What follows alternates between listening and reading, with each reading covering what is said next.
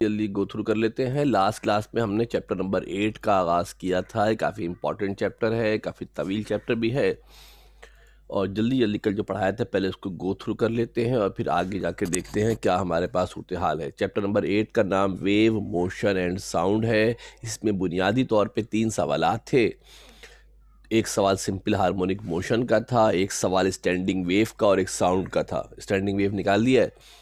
जो बाकी सवाल आपके पास बचे हैं ज़रा देख लेते हैं। चैप्टर नंबर 8 का नाम वेव, मोशन एंड साउंड है। सिंपल हार्मोनिक मोशन पढ़ेंगे, सिंपल पेंडुलम पढ़ेंगे, स्पीड ऑफ साउंड का एक टॉपिक है वो पढ़ेंगे, कैरेक्टरिस्टिक ऑफ म्यूजिकल साउंड पढ़ेंगे, डॉपलर इफेक्ट पढ़ेंगे।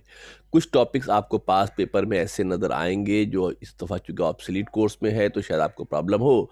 जब चैप्टर मुकम्मल हो जाएगा तो फिर मैं आपको इंशाअल्लाह ताला पास पेपर सामने रख के बता भी दूंगा कि बेटा ये वाली चीज़ें ऑब्सोलीट के, ये वाली चीज़ें रेड्यूस कोर्स के अंदर चली गई हैं, लिहाजा इनको करने की ज़रूरत नहीं है। लिहाजा अभी तो जो पढ़ा रहा हूँ बिल्कुल एज इट इज़ उसको सिंपली पढ़ते रहें, आगे पीछे दाएं बाएं नोट्स वोट्स को ना देखें। जो आपको इस पढ़ाया जा रहा है क्लास के अंदर, इस पर टोटली फोकस कर लें। मैं खुद आपको मेंशन कर दूंगा कौन सी चीज़ें करनी है, कौन सी नहीं करनी है। हमने मेरे बेटा बताया था आपको वाइब्रेटरी मोशन क्या होती है, कि जो टू एंड फ्रो मोशन होती है अराउंड अ फिक्स पॉइंट, इसको वाइब्रेटरी मोशन कहा जाता है। इस तरह की जो मोशन होती है इसको पेंडुलम की मोशन कहते हैं। किसी सॉलिड बॉब को धागे से बांध के अटैच कर देंगे तो वो आपका वाइब्रेटरी मोशन होगी। स्प्रिंग के साथ किसी बॉडी को अटैच कर देते हैं, ये भी आपके पास वाइब्रेटरी मोशन होती है। एक रबर बैंड को लें, उसको हिलाएं, या गिटार का जो स्ट्रिंग होता है, क्या होता है मेरे बेटा, जो गिटार का स्ट्रिंग होता है उस गिटार के स्ट्रिंग को वाइब्रेट करते हैं तो वो भी आपकी वाइब्रेटरी मोशन होती है। जब बॉडी वाइब्रेट करती है, जो सेंटर वाला पॉइंट होता है इसका नाम होता है मीन पोजीशन, और जो किनारे वाले पॉइंट होते हैं उनका नाम होता है एक्सट्रीम पोजीशन। क्या नाम होता है उनका बेटा, उसको एक्सट्रीम पोजीशन कहते हैं। बीच वाले पॉइंट को, सेंटर वाले पॉइंट को मीन पोजीशन, और जहाँ जाकर ये बिल्कुल एंड हो जाता है, रुक जाता है, फिर दोबारा वापस आता है, इसका नाम होता है एक्सट्रीम पोजीशन। अब कुछ बुनियादी डेफिनेशन हमने आपको बताई थी। डिस्प्लेसमेंट क्या होता है, किसी भी वाइब्रेटिंग बॉडी का मीन पोजीशन से जो फासला होता है उसको डिस्प्लेसमेंट कहते हैं। जहाँ से इसकी मीन पोजीशन है, ये फ़र्ज़ करें पॉइंट पी पर पहुँच गया। फ़र्ज़ करते हैं ये मेरे बेटा जिस पॉइंट पर पहुँचा है, इस पॉइंट का नाम फ़र्ज़ कर लेते हैं पी, इसका नाम है। पॉइंट पी पर अगर ये पहुँचा है मेरे बेटा तो समझ लो गौर से, ध्यान से, कि आपका जो मीन पोजीशन से लेकर पॉइंट तक का फासला होता है इसको डिस्प्लेसमेंट कहते हैं। समझाने की बात यह है कि डिस्प्लेसमेंट हमेशा मीन पोजीशन से मेजर किया जाएगा और इसको रिप्रेजेंट करते हैं सिंबल एक्स से। जो ज़्यादा से ज़्यादा ये वाइब्रेट कर सकता है, जब ये दूर तक जाएगा, कितनी दूर तक जा रहा है, जो सबसे ज़्यादा डिस्प्लेसमेंट होती है उसका नाम एम्पलीट्यूड होता है। जो मैक्सिमम डिस्प्लेसमेंट होती है उसका नाम एम्पलीट्यूड होता है, उसको एक्स नॉट कहा जाता है। ये लेफ्ट साइड पर भी हो सकता है, राइट साइड पर भी हो सकता है। डिस्प्लेसमेंट भी लेफ्ट साइड पर भी हो सकती है, राइट साइड पर भी हो सकती है। जो मैक्सिमम डिस्प्लेसमेंट होता है उसका नाम क्या होता है, दूसरे अल्फाज में ये भी कह सकते हैं कि मीन पोजीशन से लेकर एक्सट्रीम पोजीशन तक के फासले को एम्पलीट्यूड कहा जाता है। इसको रिप्रेजेंट करते हैं एक्स नॉट से। एक्स लिखते हैं, साथ में छोटा सा नॉट लगा देते हैं, एक्स नॉट होता है। अब आता है वन कंप्लीट वाइब्रेशन। एक मुकम्मल वाइब्रेशन से क्या होती है कि अगर बॉडी एक किनारे से दूसरे किनारे पर, फिर दोबारा पहले वाले किनारे पर वापस आ जाए, यानी ए से चले बी पर जाए और बी से जाने के बाद दोबारा कहाँ पर आ जाए, ए पर आ जाए। यहाँ तवज्जो दे के गौर से देख लो, मैं आपको लिख के दिखा भी देता हूँ, डायग्राम में देख लें। ए बी सी आपको पॉइंट गिवन है। पहले ये ए से बी जाए, पहले मेरे बेटा ए से बी जाए, और ए से बी जाने के बाद क्या हो मेरे बेटा, ये दोबारा बी से ए पर वापस आ जाए। तो इसका मतलब होता है कि इसने एक मुकम्मल वाइब्रेशन की है, from one extreme position to other end back to the first. इसका नाम होता है कि एक मुकम्मल वाइब्रेशन इसको कहा जाता है। एक मुकम्मल वाइब्रेशन के लिए जो टाइम लगता है उसका नाम टाइम पीरियड होता है। क्या नाम होता है उसका मेरे बेटा, उसका नाम टाइम पीरियड होता है। कैपिटल टी से इसको रिप्रेजेंट किया जाता है। इसका एक और फार्मूला होता है कि टोटल टाइम को अगर नंबर ऑफ वाइब्रेशन से डिवाइड कर दें तो इसका नाम टाइम पीरियड होता है। क्या करें, टोटल टाइम को नंबर ऑफ वाइब्रेशन से डिवाइड कर दें तो उसको टाइम पीरियड कहते हैं। इसलिए कि बाज़ दफ़ा हमारे लिए ये मुमकिन नहीं होता कि हम एक वाइब्रेशन का टाइम निकालें। बहुत जल्द शॉर्ट टाइम होता है, बहुत कम टाइम होता है, तो लिहाजा हम बहुत सारी वाइब्रेशन का टाइम निकाल के जब नंबर ऑफ वाइब्रेशन से डिवाइड कर लेते हैं तो उसको टाइम पीरियड कहा जाता है। एक और हमारे पास जनाब जो चीज़ होती है, जहाँ कहीं टाइम पीरियड आता है वहाँ पर फ्रीक्वेंसी होती है, नंबर ऑफ वाइब्रेशन 1 सेकंड में। 1 सेकंड में कितनी वाइब्रेशन करेगा, इसका नाम है फ्रीक्वेंसी होता है। 1 सेकंड में जो वाइब्रेशन करेगा उसका नाम फ्रीक्वेंसी होता है। ये टाइम पीरियड का रेसिप्रोकल होता है, 1/t के बराबर होता है। यूनिट इसकी हर्ट्ज़ सेकंड इनवर्स होती है। इसके अलावा साइकिल पर सेकंड बोले, वाइब्रेशन पर सेकंड बोले, ये सब भी इसी की होती है यूनिट। फिर आती है पीरियोडिक मोशन, एक ऐसी वाइब्रेटरी मोशन जो अपने आप को इक्वल इंटरवल पे रिपीट करे। क्या करे मेरे बेटा, इक्वल इंटरवल पे रिपीट करे। इक्वल इंटरवल पे रिपीट करने के मतलब ये होता है कि हर वाइब्रेशन का टाइम पीरियड बराबर होगा। अगर पहली वाइब्रेशन 1 सेकंड में है तो दूसरी भी 1 सेकंड में होगी, तीसरी भी 1 सेकंड में होगी, चौथी भी 1 सेकंड में होगी। हर वाइब्रेशन का अगर टाइम पीरियड बराबर हो तो ऐसी मखसूस मोशन का नाम होता है पीरियोडिक मोशन। फिर दो छोटी छोटी सी डेफिनेशन है। एक होती है इलास्टिक रिस्टोरिंग फोर्स। जब किसी बॉडी में डिस्प्लेसमेंट पैदा किया जाता है तो एक फोर्स होती है जो बॉडी को उसके असल पोजीशन पर दोबारा लेकर जाती है। इस फोर्स का नाम होता है इलास्टिक रिस्टोरिंग फोर्स। वो फोर्स जो किसी बॉडी को दोबारा उसके असल मुकाम की तरफ मीन पोजीशन की जानिब मूव कराती है, इसको इलास्टिक रिस्टोरिंग फोर्स कहते हैं। और ये हमेशा डिस्प्लेसमेंट के खिलाफ होती है। अगर बॉडी को आगे लेकर जाओगे तो इलास्टिक रिस्टोरिंग फोर्स पीछे होगी, बॉडी को पीछे लेके जाओगे तो इलास्टिक रिस्टोरिंग फोर्स कहाँ होगी, आगे होगी। यही वजह है कि यहाँ पर नेगेटिव साइन को, माइनस साइन को लगाया जाता है, पर पोस्टरिटी के निशान को हटाते हैं तो क्या आता है। नेगेटिव साइन क्या शो कर रहा है, नेगेटिव साइन ये शो कर रहा है कि एक्स और एफ दोनों एक दूसरे के अपोजिट होंगे। एक्स और एफ दोनों क्या होंगे, एक दूसरे के अपोजिट होंगे, एक दूसरे के खिलाफ होंगे। जो एक्स और एफ होंगे वो दोनों एक दूसरे के अपोजिट होंगे, एक दूसरे के खिलाफ होंगे।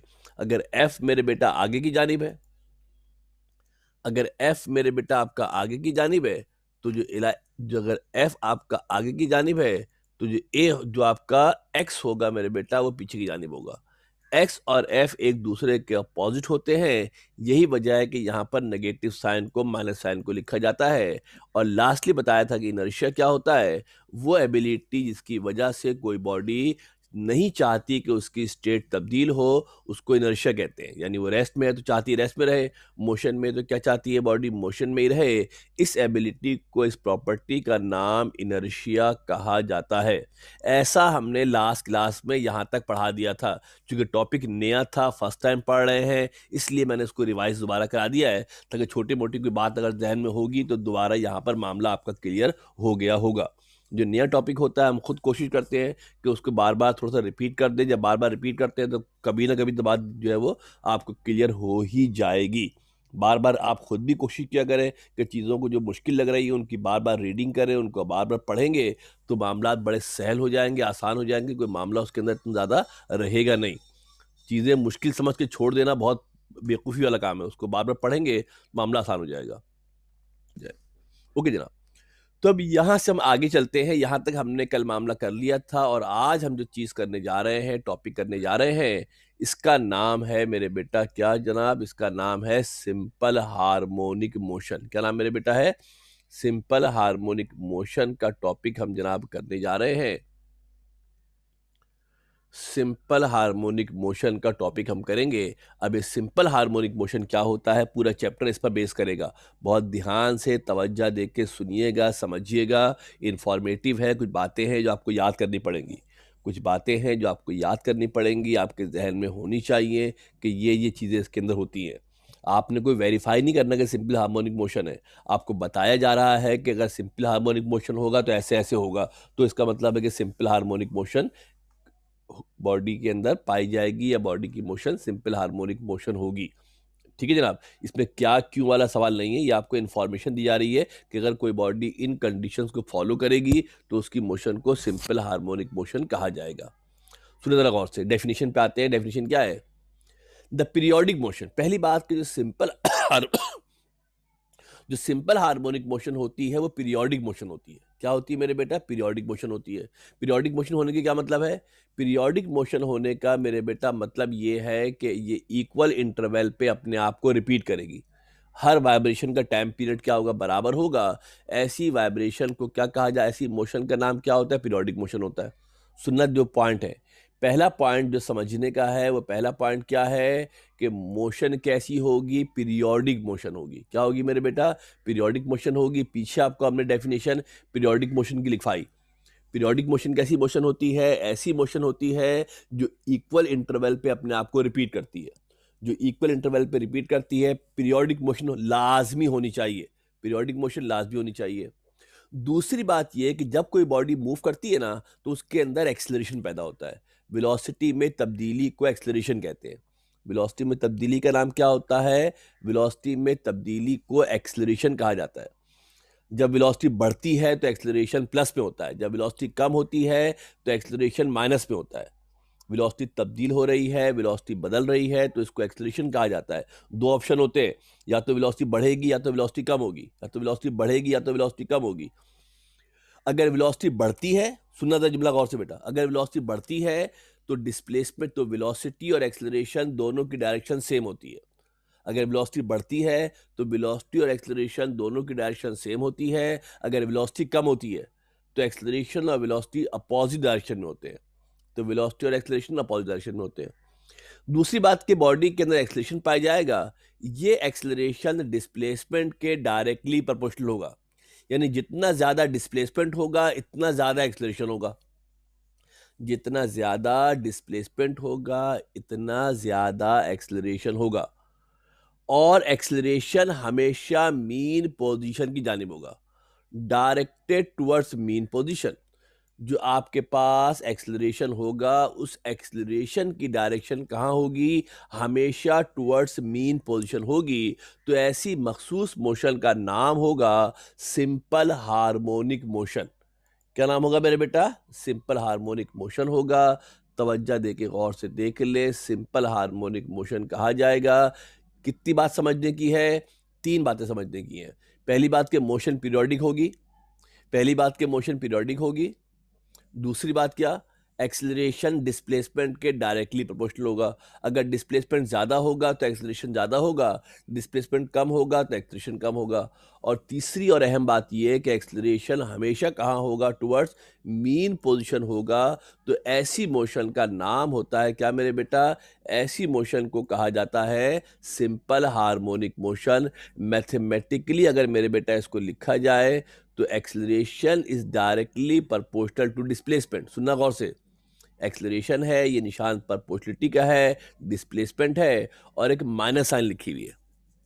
क्या लिखी है मेरे बेटा? माइनस साइन यहां पर लिखी है। सिंबल की फॉर्म में अगर लिखा जाए, क्या करें मेरे बेटा? अगर इसको सिंबल की फॉर्म में लिखा जाए तो a is proportional to minus x. ए से मुराद एक्सेलरेशन है, ए से मुराद एक्सेलरेशन है, एक्स से मुराद डिस्प्लेसमेंट है। ए से मुराद एक्सेलरेशन है, एक्स से मुराद क्या है? डिस्प्लेसमेंट है। नेगेटिव साइन ये बता रहा है कि एक्सेलरेशन और डिस्प्लेसमेंट अपोजिट डायरेक्शन के अंदर है। अगर डिस्प्लेसमेंट राइट पर है तो एक्सेलरेशन लेफ्ट पर होगा, अगर डिस्प्लेसमेंट लेफ्ट पर है तो एक्सेलरेशन राइट पर होगा। एक्सेलरेशन हमेशा डिस्प्लेसमेंट के अपोजिट डायरेक्शन में होता है। अब सिंपल हार्मोनिक मोशन की हमारे पास कुछ कंडीशंस होती है। एक तो आपको पक्की डेफिनेशन याद होनी चाहिए, एक तो आपको डेफिनेशन प्रॉपर याद होनी चाहिए। क्या डेफिनेशन याद होनी चाहिए मेरे बेटा? ये एग्जाम के लिए बहुत इंपॉर्टेंट है। The periodic motion in which the acceleration is directly proportional to displacement and is always directed towards mean position is called simple harmonic motion. Mathematical formula आपके जहन में होना चाहिए कि इसका जो मैथमेटिकल फार्मूला है a is proportional to minus x है। एक सवाल और पूछते हैं, कंडीशन या characteristics of simple harmonic motion. Condition या characteristics of simple harmonic motion आपसे एक चीज और पूछते हैं, इसको भी जरा तवज्जो देके गौर से ध्यान से देखिएगा। कंडीशन आ जाए, कैरेक्टरिस्टिक आ जाए, मैंने एक ही के अंदर मिक्स कर दिया इसको। पहली बात यह कि जब भी कहीं हमारे पास, व्हेनेवर हमारे पास अगर सिंपल हार्मोनिक मोशन होगी तो सिस्टम में इनर्शिया होना चाहिए, सिस्टम में इलास्टिक रिस्टोरिंग फोर्स होनी चाहिए। क्या होनी चाहिए? अगर सिस्टम में इलास्टिक रिस्टोरिंग फोर्स होगी तब तो सिंपल हार्मोनिक मोशन होगी, वरना सिंपल हार्मोनिक मोशन नहीं होगी। लाजिम है कि बॉडी के अंदर क्या हो? इलास्टिक रिस्टोरिंग फोर्स सिस्टम के अंदर, बॉडी के अंदर होनी चाहिए। दूसरी बात कि सिस्टम में इनर्शिया भी होना चाहिए, सिस्टम में क्या होना चाहिए, इनर्शिया भी होना चाहिए। ये इनर्शिया ही होता है जिसकी वजह से बॉडी मूव करते हुए आगे निकल जाती है। अगर इनर्शिया ना हो तो बॉडी जाकर मीन पोजीशन पर रुक जाए। अगर इनर्शिया ना हो तो बॉडी मीन पोजीशन पर रुक जाएगी, मगर आप देखते हो बॉडी रुकती नहीं है, बॉडी आगे निकल जाती है। उसके आगे निकलने की वजह इनर्शिया है। तीसरी बात यह कि motion should be periodic motion. Motion क्या होनी चाहिए, पीरियोडिक होनी चाहिए, यानी हर वाइब्रेशन का टाइम पीरियड बराबर होना चाहिए। Acceleration should be directly proportional to displacement and is always directed towards mean position, और इसकी डायरेक्शन हमेशा मीन पोजीशन की जानिब होनी चाहिए। इसकी डायरेक्शन हमेशा कहाँ होनी चाहिए, टुवर्ड्स मीन पोजीशन होनी चाहिए। There should be no friction of any kind, किसी किस्म का कोई फ्रिक्शन नहीं होना चाहिए। हवा ना चल रही हो, हवा की फ्रिक्शन ना हो, ठीक है जनाब, या कुछ ऐसा मसला ना हो कि जो बॉडी की मोशन में रुकावट बने। आपको याद होगा मैट्रिक क्लास में जब प्रैक्टिकल आपने किए होंगे, अगर पेंडुलम का प्रैक्टिकल किया होगा तो पंखा बंद करके प्रैक्टिकल करते हैं ताकि हवा की फ्रिक्शन वहाँ पर मौजूद ना रहे। क्या ना रहे बेटा, वहाँ पर हवा वहाँ पर मौजूद ना रहे, हवा की फ्रिक्शन ना हो, किसी भी किस्म की फ्रिक्शन नहीं होनी चाहिए। फिर जरा एग्जाम्पल देख लें। पहली बात कि body attach to end of a elastic spring, spring के साथ जो बॉडी अटैच होती है वो उसकी मोशन सिंपल हार्मोनिक होती है। उसके अलावा पेंडुलम की जो मोशन होती है, जब किसी बॉब को, सॉलिड मास को स्ट्रिंग के साथ, धागे के साथ लटका देते हैं तो ऐसे सिस्टम को पेंडुलम कहते हैं। क्या कहते हैं इसको, पेंडुलम कहते हैं। पेंडुलम की मोशन सिंपल हार्मोनिक होती है। गिटार का जो स्ट्रिंग होता है, गिटार जो होता है, जो बजाने वाला गिटार होता है, उसके स्ट्रिंग को अगर हम बजा दें, या नहीं अगर रबर बैंड को लें, उसको खींचें और दरमियान से हिलाएं तो आपको पता है आवाज़ आती है। गिटार अगर रबर बैंड को भी दरमियान से डिस्टर्ब किया जाए तो उसके अंदर भी क्या होती है, वाइब्रेशन पैदा होती है। ये मोशन भी हमारे पास सिंपल हार्मोनिक मोशन होती है। एक नज़र ज़रा तवज्जो करके गौर से इन तमाम पॉइंट्स को रीड कर लें, इंपॉर्टेंट पॉइंट है बहुत। एक डेफिनेशन हो गई है, एक मेरे बेटा कंडीशन हो गई है, और एक हमारे पास एग्जाम्पल हो गई है सिंपल हार्मोनिक मोशन की। एक नज़र इसको देख लें आप, एक गिलास ज़रा पानी पी लें। कोई सवाल करना चाहें तो फिर सवाल भी कर सकते हैं आप।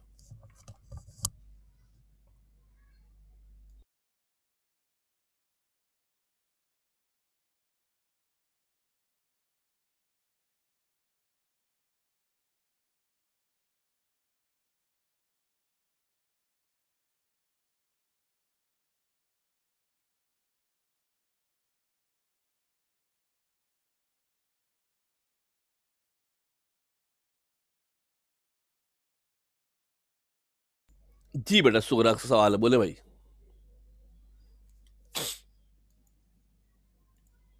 जनाब, जिन्होंने जी बोले। कौन बोल रहा है? आमना खान का माइक ऑन है। आमना बता दो बेटा, मनाहिल कैसा सवाल करना चाह रही है, करे बेटा। सर यहाँ पे इलास्टिक रिस्टोरिंग फोर्स है जब भी हमने एक्स को माइनस में लिया है। नहीं, लास्ट जो मोशन होती है ना बेटा, जो आपका जो एक्सलरेशन होता है और जो डिस्प्लेसमेंट होता है, वो दोनों अपोजिट डायरेक्शन में होते हैं। वो दोनों क्या होते हैं बेटा, आपके अपोजिट डायरेक्शन के अंदर होते हैं। मैं आपको थोड़ी समझाने की कोशिश करता हूँ। ये बेटा फर्ज करे आपका थ्रेड है, ये आपका, माइक बंद कर ले बेटा, जब बात ना करे तो माइक बंद कर ले। ये फर्ज करे आपका थ्रेड है, इसके साथ हमने क्या किया मेरे बेटा, हमने एक पेंडुलम को लगाया, ठीक है जरा। ये हमने लेट्स से, ये हमारा पेंडुलम था, ठीक है। उसके बाद हमने क्या किया कि इस पेंडुलम को हमने मूव कराया। पेंडुलम हमारा जनाब, बॉब हमारा जनाब जो है वो मूव करता है। बॉब हमारा जनाब मूव करता है, सुनो ज़रा तवज्जो देखिए गौर से। बॉब हमारा जनाब मूव करता है, और ये बॉब हमारा मूव करके जनाब तो यहाँ से यहाँ चला जाता है। जब ये यहाँ जा रहा है मेरे बेटा, तो जो आपके पास डिस्प्लेसमेंट है, कौन है मेरे बेटा, जो डिस्प्लेसमेंट है, जब बॉब इस तरफ मूव कर रहा है तो डिस्प्लेसमेंट की डायरेक्शन कहाँ पर है, डिस्प्लेसमेंट की डायरेक्शन राइट साइड पर है। डिस्प्लेसमेंट की डायरेक्शन कहाँ पर है, डिस्प्लेसमेंट की डायरेक्शन राइट साइड पर है। जब ये मूव करना शुरू करता है तो इसकी जो एक्सेलरेशन होती है ना, आहिस्ता आहिस्ता कम होना शुरू होती है।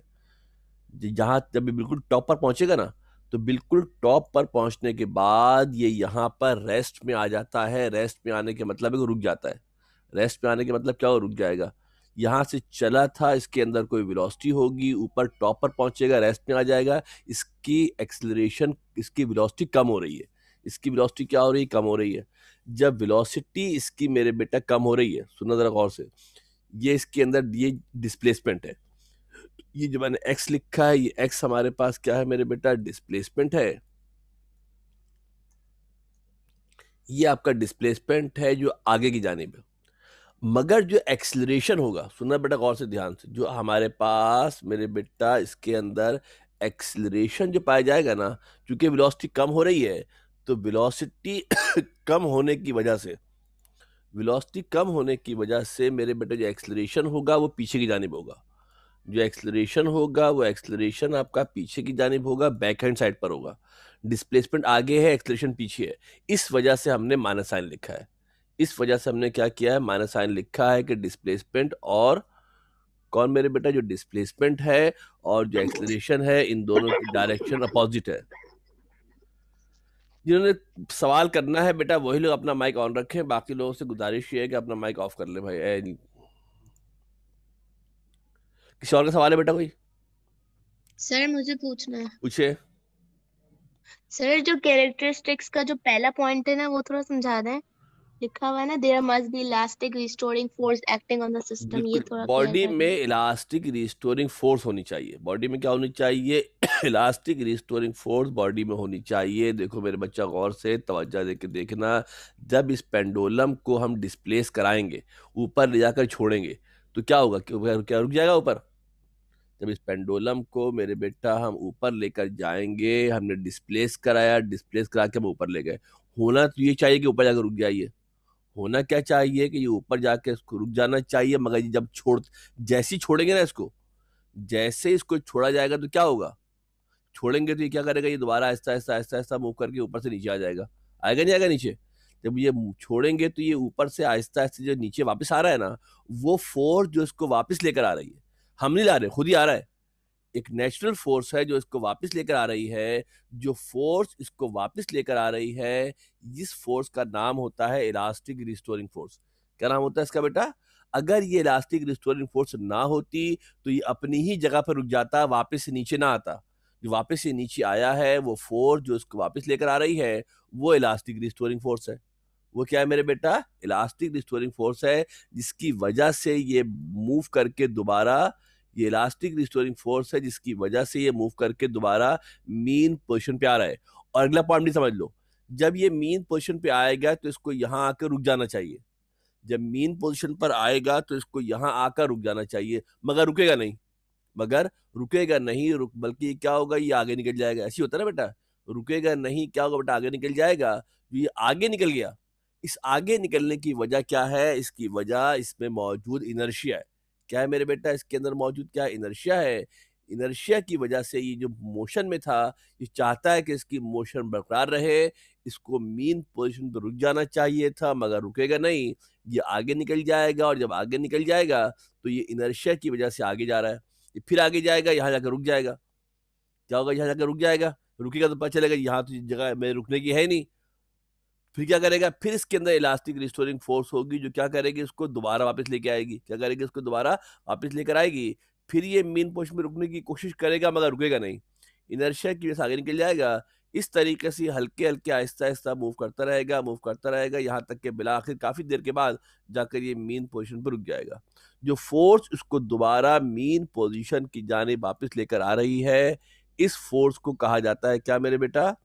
जो फोर्स इसको दोबारा वापस लेकर आ रही है, इस फोर्स का नाम होता है इनर्शिया। क्या नाम होता है? इसका नाम होता है इलास्टिक रिस्टोरिंग फोर्स। क्या नाम होता है इसका? इलास्टिक रिस्टोरिंग फोर्स इसका नाम होता है। इस डायग्राम में अगर आप थोड़ा तवज्जो देख के दोबारा गौर से देख ले मेरे बेटा, तवज्जो से देखना कि पहले ऊपर गया ये, मगर खुद ही वापस आ रहा है। जो फोर्स इसको वापस लेकर आ रही है, इस वाले पोर्शन की बात कर रहा हूँ, ख्याल से देखना। जो फोर्स इसको मेरे बेटा वापस लेकर आ रही है, सिर्फ इसकी बात कर रहा हूँ। जो फोर्स इसको मेरे बेटा वापस लेकर आ रही है, ये फोर्स कौन है हमारे पास? ये जो फोर्स इसको वापस लेकर आ रही है, ये फोर्स कौन है आपके पास? इलास्टिक रिस्टोरिंग फोर्स है।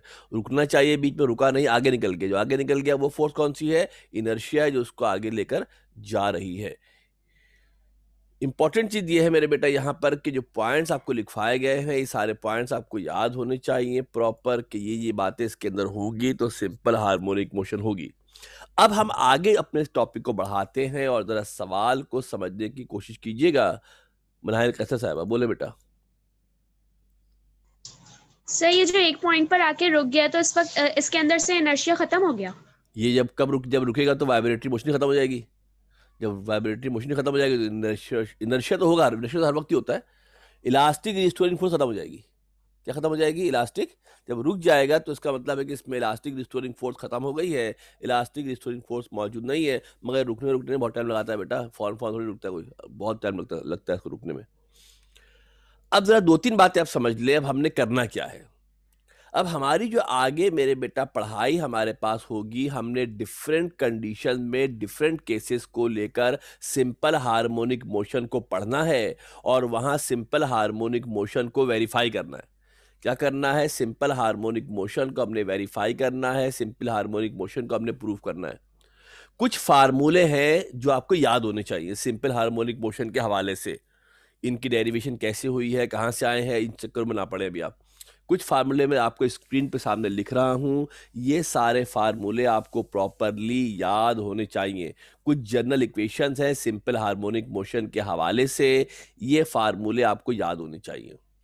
पहली बात ये मेरे बेटा कि condition of simple harmonic motion होती है a is proportional to minus x. क्या होती है? A is proportional to minus x. मुख्तलिफ सवालात के अंदर आपको सवाल ये दिया जाएगा कि आपको वेरीफाई करना होगा, आपको प्रूफ करना होगा कि मोशन सिंपल हार्मोनिक है।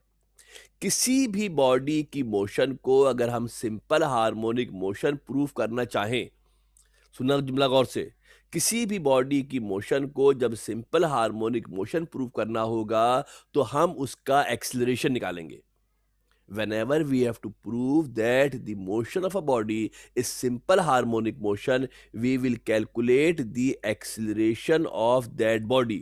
उस बॉडी का एक्सीलरेशन निकालेंगे और अगर मेरे बेटा वो एक्सीलरेशन इस फार्मूले के मुताबिक आ गया, अगर वो acceleration a is proportional to minus x आ गया तो इसका मतलब है सिंपल हार्मोनिक है। जब भी आपको किसी सवाल में कहा जाए कि साबित करो, ये तो 2 सवाल है जो हम पढ़ेंगे, हमें कहा जाएगा कि साबित करो कि मोशन सिंपल हार्मोनिक है, मैथमेटिकली प्रूफ करेंगे मोशन सिंपल हार्मोनिक है, तो उस बॉडी की मोशन को सिंपल हार्मोनिक मोशन प्रूफ करने के लिए हम क्या करेंगे? उस बॉडी का एक्सीलरेशन मालूम करेंगे। क्या मालूम करेंगे? उसका एक्सीलरेशन मालूम करेंगे। अगर वो एक्सीलरेशन इस इक्वेशन के मुताबिक आ गया तो मोशन सिंपल हार्मोनिक है, नहीं आया तो नहीं है। ये इक्वेशन आपको याद होनी चाहिए प्रॉपर कि हमने मुख्तलिफ जगहों पर बॉडी की मोशन को सिंपल हार्मोनिक प्रूफ करना होगा। सिंपल हार्मोनिक प्रूफ करने के लिए हम उसका एक्सीलरेशन मालूम करेंगे। क्या मालूम करेंगे बेटा? एक्सीलरेशन मालूम करेंगे। दूसरा एक और फार्मूला आपको याद होना चाहिए कि जो जनरल इक्वेशन होती है सिंपल हार्मोनिक मोशन की, ये रट्टा लगाना है इसका, जो जनरल इक्वेशन होती है सिंपल हार्मोनिक मोशन की एक्सीलरेशन की, जो जनरल एक्सीलरेशन है वो होता है a is equal to minus omega square X. a is equal to minus omega square X is the general equation for the simple harmonic motion. यहाँ जो लफ्ज w जैसा लिखा है इसको रीड करते हैं ओमेगा। क्या रीड करते हैं इसको? जो W जैसे वर्ड लिखा हुआ है इसको रीड करते हैं ओमेगा। क्या रीड करते हैं? इसको ओमेगा रीड करते हैं और इसके मतलब होता है एंगुलर वेलोसिटी। अगर आपको याद हो, जिन लोगों ने चैप्टर 4 पढ़ा है वहां बताया था आपको, ओमेगा हमारे पास होती है एंगुलर वेलोसिटी। ओमेगा हमारे पास क्या होती है? एंगुलर वेलोसिटी हमारे पास ओमेगा होती है। उसके बाद जो जर्नल टाइम पीरियड होता है सिंपल हार्मोनिक मोशन जहां पर होगी, सिंपल हार्मोनिक मोशन जहां पर होगी वहां पर जर्नल टाइम पीरियड भी होगा। इसका भी फार्मूला एक होता है कि ये फार्मूले असल में पीछे से ड्राइव किए गए हैं, क्योंकि चीज़ें अब आपके कोर्स के अंदर शामिल नहीं है लिहाजा हम उनको डिस्कस करेंगे नहीं। एक फार्मूला आपको ये और याद होना चाहिए कि जो जर्नल टाइम पीरियड होता है, क्या होता है मेरे बेटा? जो जर्नल टाइम पीरियड होता है उसका फार्मूला होता है 2 पाई अपॉन ओमेगा। ये रट्टा लगाना है। ये फार्मूला कहाँ से बना है ये हमारा अभी स्कोप नहीं है, बस आपको याद होना चाहिए कि जब भी टाइम पीरियड बोलेंगे तो फार्मूला 2 पाई अपॉन ओमेगा होगा। जो टाइम पीरियड का फार्मूला होता है ये फार्मूला 2 पाई अपॉन ओमेगा के बराबर होता है। अगर थोड़ा सा आपके जहन में आ रहा हो, जब चैप्टर 4 पढ़ाया था तो वहां पर ये फार्मूला मैंने ड्राइव भी करवाया था, मगर वो सर्कुलर मोशन में था। वो किस में था? सर्कुलर मोशन में था। मगर ये समझ लें कि टाइम पीरियड का जो फार्मूला होगा, वेन एवर वेयर एवर, कभी भी हम टाइम पीरियड की बात करेंगे तो we can represent the time period by the formula T is equal to 2 pi upon omega. T किसके बराबर होगा? 2 पाई अपॉन ओमेगा के बराबर हमारे पास जनाब जो है वो टाइम पीरियड होगा। ये 3 फार्मूले हैं, आपको याद होने चाहिए। आगे जब हम सवालात करेंगे मेरे बेटा समझ लो ध्यान से तवज्जो देके, उनमें ये तमाम इक्वेशन आपको याद होनी चाहिए। ये इक्वेशन याद होंगी तो मामला आगे बढ़ेगा, वरना मामला आगे नहीं बढ़ेगा। ठीक है जनाब। सवाल किस तरीके से होगा ज़रा ध्यान से आप देखिएगा। एक सवाल आपको मैं मेंशन कर रहा हूँ, कर नहीं रहे आज, कल करेंगे। सवाल इस तरीके से होगा कि show that the motion of a mass attached to the end of a spring is simple harmonic motion and calculate its time period। ये सवाल आएगा। इस सवाल में जहां mass of body attach to spring है वहां पर सिंपल पेंडुलम भी आ सकता है। क्या आ सकता है मेरे बेटा? सिंपल पेंडुलम भी आ सकता है, वो भी हम करेंगे, वो ज्यादा इंपॉर्टेंट है।